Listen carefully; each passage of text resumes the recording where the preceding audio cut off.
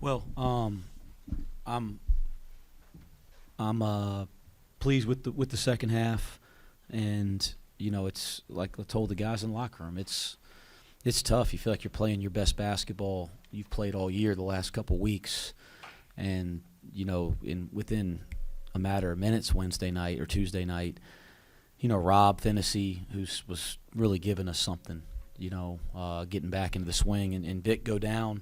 And that's tough on a team because everybody, you can say whatever you want. Our team feels it, and that's frustrating and tough.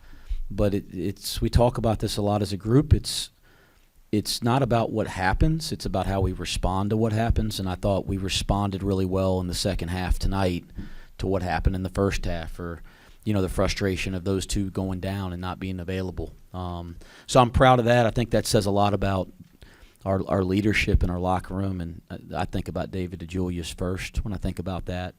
So I'm proud of him. I thought he really did some nice things to try to get us going defensively and get our grit and our edge going defensively tonight. That might not show up in the stat sheet. That might not be the sexy thing to talk about, but there's some possessions where he just sits down and defends, and it makes the rest of our team want to defend. So I was proud of him. Needless to say, guys, the second half was what you want to see. We got our hands on balls. Our defense was active. Defense leads to offense. Jeremiah, I thought, played some of his best offensive basketball and defensive basketball there in the second half, and that gave us a huge lift. We're asking so much of Dave and Odie and Ches from a minute standpoint right now, and I thought they were all terrific, even though it wasn't Chez's night or Lander's night shooting the ball.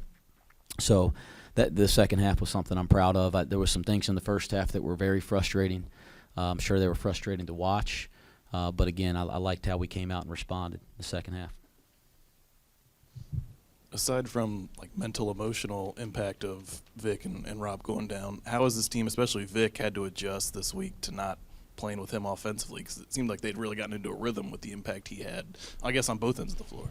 Well, it's hard, Justin, because you want to go practice and get some more rhythm with Kalu, and maybe playing Kalu and Odie, because we have had some success playing with a bigger lineup at times. But it's tough because, David DeJulius and Landers and Odie played such heavy minutes. You also can't run them into the ground in practice because they're going to have to turn around and play heavy minutes again tonight. And so as a coach, you do feel a little frustration that you can only practice so much with those guys because of what we're asking for every night. And that's like the delicate tightrope you walk. You walk every day in practice right now this time of year. That's February. So it wasn't as much what we did in practice. I just thought those guys they found a rhythm offensively, and they adjusted tonight without Vic, who's obviously a huge part of what we do. 18 points for Odie, 9 of 9 from the floor. How far along has his offensive game come over the past couple weeks? Because he clearly had some issues around the rim, and it seems like he's worked through that and got his confidence back. Well, he was finishing well, and then he went through a stretch early in league where it almost you could see it was in his head a little bit, right? And he did what we would all say to do anybody when they're going through any kind of stretch where they're not shooting well or playing as well in a certain area. You go work at it, and he's made a concerted effort to work at his game, to get extra time in the gym, to focus more in the time that we're in there with our team. And now he's starting to finish, but not just tonight, but as you said, over the last couple weeks. And you look up and he's 9 for 9, 18 points with a career high. That's something you like to see. Jeremiah said that you had reminded him during coming off the court in the first half, just play the right way and things will come for him. How proud are you of him in the way he played, from that moment on throughout the rest of the game? God, I love Jeremiah Davenport. I love them all, but I love him. I mean, he's what's neat about him is you can coach him really hard, and so you talk about being prideful or proud. I dug in his behind pretty good now because I didn't like a couple of the decisions he made, and it's always with Jeremiah. You get to know these young people on such a different level than people that just watch him out there between the 94 feet. He's one of the better offensive talents we have in college basketball with his ability to shoot it and stretch the floor. And he's a real weapon. So you want him to be aggressive. You want him to take shots and make plays. but sometimes it goes a little too far. And I thought when he, putting his head down in traffic or shooting a fade away and that type of thing, those are kind of like turnovers. And we've been working through that the last couple weeks with him, and I think he's taken a lot of steps in the right direction. I didn't like a couple of those decisions, and obviously I was honest about how I felt, and he really responded, and that's what you like about him. When he takes the floor, guys, he just wants Cincinnati to win basketball games, and if they're all like that every day, coaching's pretty easy. But he's fun to coach, and I was proud of how he responded tonight. We hadn't seen Henny for a bit. He gets in tonight, obviously with Vic out. How do you think he played? And then I'm sure kind of similar to Kalu earlier in the season, right? Like he has to have the mentality to be able to keep fighting and come in a moment like this. Yeah, I talked about him in the locker room in front of the team. I've said this before publicly. There ain't a lot of guys that work harder on their body and their game that I've coached than Jared Hensley. He's so committed, and to go the stretch of games he's gone without playing a significant minute, I've been through it as a player. It's really hard. I mean, it messes with you mentally, emotionally, and for him to be ready when his name was called tonight, and I think make some significant plays in the game. The rebounding. I thought Hines has given us problems since I got here. It's like he likes to play against the Bearcats, and I thought Jared did a really nice job on him at times. And then obviously he made a really nice play driving downhill to find Landers late in the game in a late shot clock situation. So I talked about him because I'm really proud of that. Dan Skillings, I thought, gave us solid minutes, and like it's so neat to watch Dan's growth as a player because like everybody sees the talent and the ability, and he'll make these wildly impressive plays. And we all get excited about that. And then sometimes it's a little bit up and down. That's the freshman stuff. And he's starting to become the consistent guy, the solid guy. And that's going to be really good for Cincinnati basketball because the talent and stuff will continue to come out, but he's got to be solid possession after possession. And I thought he let the ball find him tonight to take good shots, and he makes those 2 big threes in the corner. He makes a great back cut in the first half. He defended much better tonight. Obviously there was that stretch when he checks in the second half, and it's like 2 plays back-to-back. You're like pulling your hair out, but then he gets it back together. So I thought like guys like Jared and Dan and Kalu, it was nice to see them make some plays and gain some confidence tonight. David, I think now up to 11 straight games with 5+ assists, kind of just seamlessly transition the front court, pick and roll chemistry with Odie that he's shown with Vic. How difficult is that to have that kind of chemistry and timing with multiple big men in the front court throughout a whole season? Y'all know this. I don't get too crazy about statistics with individual statistics, but that's 3 games of 9 assists in the last 4 or 5. Is it 3 out of 4, 3 out of 5? 3 out of 4, 9 assists. I'm glad you guys are talking about it. You should be, huh? What's that? 9 assists in 3 out of 4 games. Heck no. And I got to throw the ball to Tyler Hansbrough and still never had 9 assists in a game. And he was never going to pass it, and so I had some chances. But, no, 9 assists, 3 out of 4 games. I'm glad you guys are talking about it. You should be. That's pretty big time. That's pretty big time.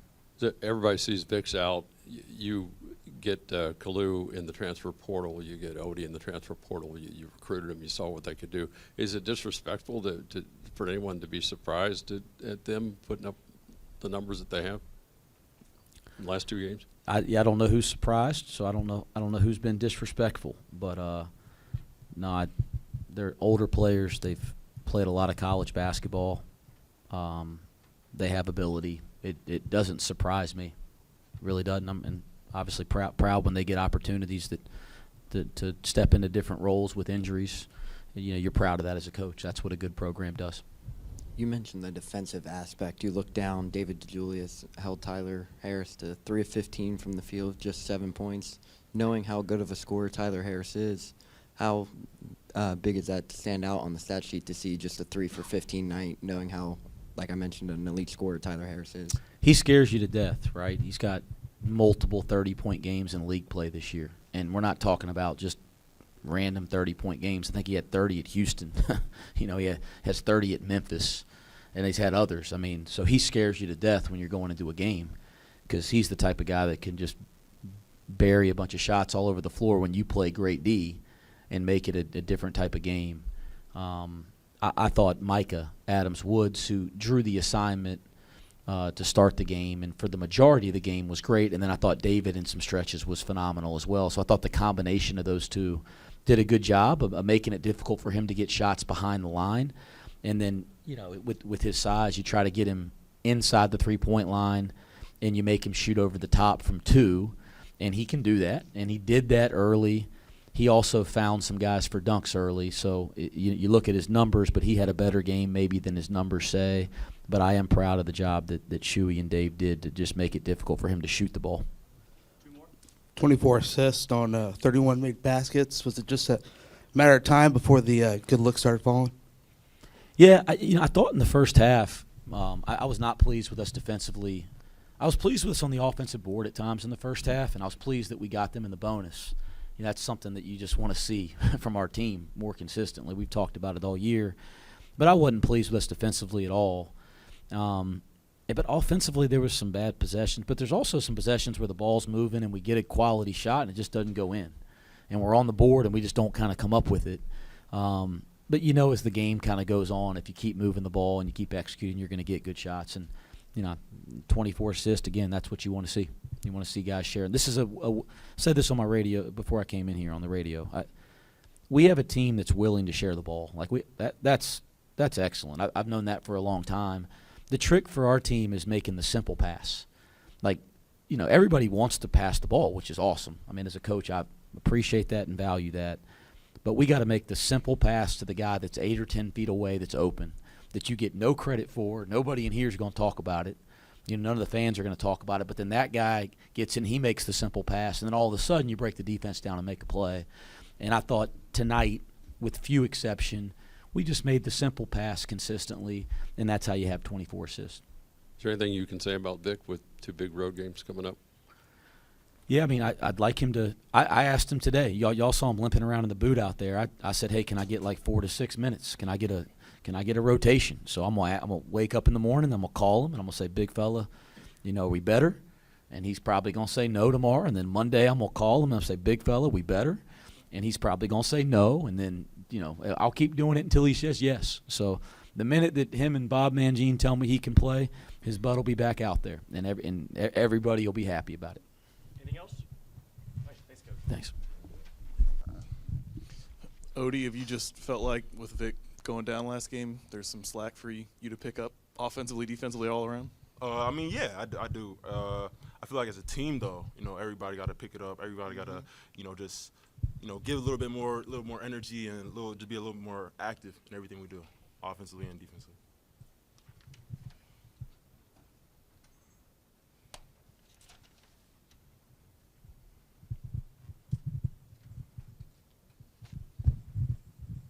What's the mentality this week? Tuesday, obviously a tough loss. Vic goes down, Rob goes down. How did you guys respond coming back from that this week? Next man up.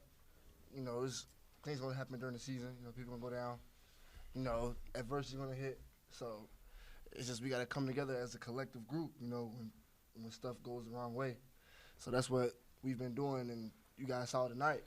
So we're just gonna keep moving until everybody's get healthy, and next man up. So that's our goal. Jeremiah, it seemed like Coach had some words for you of encouragement in that first half. I think you tried to drive to the basket. You went to the court looking for a foul, I think, and then you came off the floor and he had some words for you. Can you share what he had to say? Oh, he was just, just telling me how to play right, and it was a little emotional, but that's what our communication is. It's just tough love. At the end of the day, I'm always have his back, and I know he gonna always have my back. So that's what it was. It was just a little emotion factor. So yeah. And the fact that you followed that up with a really strong performance, 13 of your 18 points in the second half. Yes, sir. Yeah. That's just who I am. That's just who I am. I always keep my head. I'm always keep doing me, keep playing me, and when things don't go my way, I'm gonna still keep trying to do me. So that's what you guys saw tonight.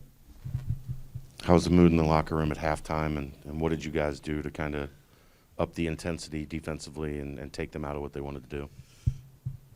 I mean, the move wasn't like, I mean, we weren't happy to be down. We were down, I think, like, 4 at half. So, yeah, no, we weren't happy about it, and we knew what we had to do. We knew we just had to, like, rally together, play a little bit harder, give it a little bit more energy, be a little bit more alert to everything they were doing on the offensive end. So we just picked it up defensively, shots started falling offensively, and, you know, just kept it rolling. Tyler Harris is so much a part of what they do. What were Dave and Micah able to do to take him out of his game and really frustrate him today? Well, just like a regular night when we face a good opponent and they have a star player on their team, you know, especially like in a point guard position, you know, it's just shut them down, you know, not let them get too many attempts up as you usually do against teams in our conference. So that was a game plan. Shuey and Dave, they did a fantastic job on him. You know, that was our plan, just shut them down.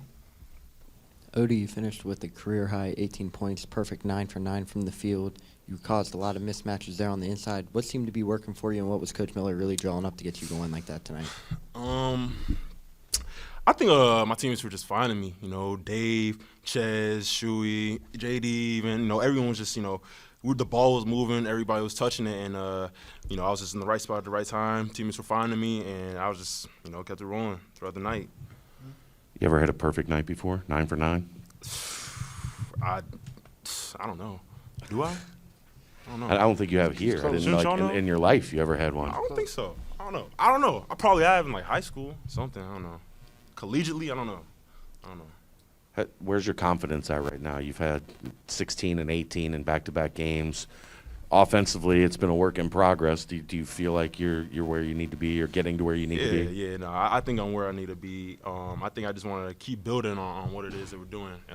For however long, Vic, Rob, you know, however long they're out, I'm gonna just, as a team, we're just gonna keep picking it up, and I'm gonna do my part to, you know, make up for that. It was the first game that you guys were down at the half and won. I don't know if you knew that or not. Is that something good to get off your chest, your shoulder, or whatever? But, I mean, it was a pretty solid second half. Oh, yeah, it's always good to, you know, come out of the half when you're down and just try to win the game. You know, I think it happened before in the season. Well, we were down a half. We were down a half. You said that was our first one. You said we were down a half and won. That's what I saw. I don't know. I Think remember, but 0 for 6 past, when down at the half. Yeah, in the past, you know, this is just, you know, we've been here before, so Yeah. just coming out and just trying to win. That's basically what we did, and yeah, came out successful. How far was that shot that you made that was around the Fifth Third logo, I think? To be honest, Logo? I have no idea. I was just thinking I'm so hot right now, so this is going up. Like it was no passing. I'm sorry, but I had to shoot it, and you know my gut was telling me this is going in, so I shot it and it went in. I had to shoot it. I had to shoot it. You two had the first 18 points. I don't know if you know this or not. The first 18 points of the second half. Whoa. Could you just sense like we got it going right now? Like you kind of like you said, just letting it loose. Like we got it going right now. Let's keep pushing. Yeah. Definitely. Every time we go on the road, it's just like, oh yeah, here we go. It's gonna be a roller coaster, you know.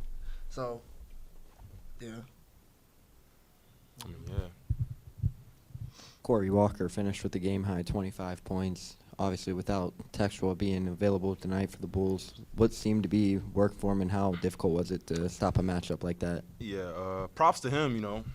Came out there, played. I don't think he really plays that much for them, but played big-time minutes and played a great game. I think what was working for them in the first half was they were just low-key picking apart the ball screen. But we just made some adjustments in the second half, tried to slow that down a little bit, and, finish out the game, you know. We saw Kalu go through a stretch this year where he didn't play for a couple games, and then when he came back, he's been effective and has increased his role. Tonight it was Jarrett that's been out for a while, and he came back and played well tonight. What does it say about this locker room that these guys stay engaged? They don't get down, they don't hang their head, they just keep working and waiting for their opportunity? I mean, it says just that. You know, guys don't get down. Guys are always ready. You know, we have a deep team. Whoever's, you know, if your name's gonna get called, like you better be ready. So I mean, everyone was ready. Kalu, Jarrett, you know, anyone else down the line. Even though you saw, you know, CJ Chase, you know, even the freshmen, you know, they're getting in and everything, and everyone's always ready. You know, everyone's dialed in, working out. They're always, you know, on top of their game. What does it say about those two guys individually, JD, that they didn't back down? Kalu and Jarrett. Where a lot of guys, if you know, you have 3-4 games where you don't play, you hang your head, you pout. Well, it all starts as like character. You know, we all got a good group of character guys. You know, so Jared and Kalu they just good people. So they just always gonna do whatever it takes to win for the team or do whatever for the team. You know, so when their role is called and you know it happened to be successful tonight, so they just gonna keep pushing, and that's all they can do is keep going.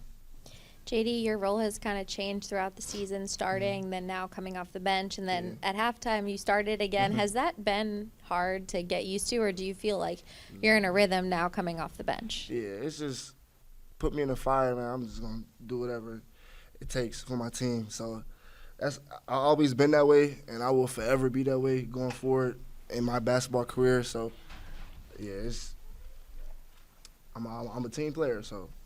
Any more questions? Thanks, guys. No problem.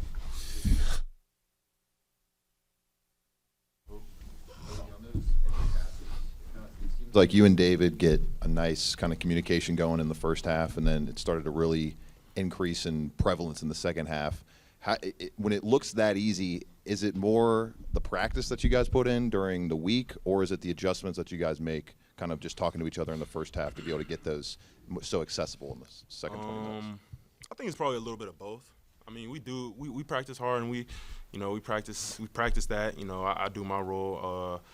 I think you're talking about the play where Dave was about to take a shot. I shaped up. Okay, yeah. So I'm usually shaping up, ready for Dave to, like, you know, take a shot or something. But you know, when I notice that he's gonna perhaps in a little bit of trouble, you know, I'll shape up, trying to create a driving lane for him, or I'll seal, and in that moment it just worked. So.